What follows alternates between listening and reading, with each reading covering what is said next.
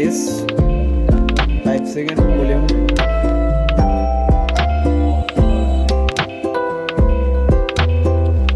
Now my mobile turn on. Let's go. Press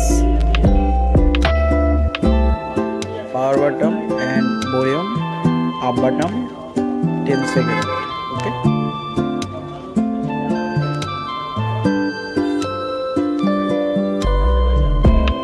Now log and reset this and press this button.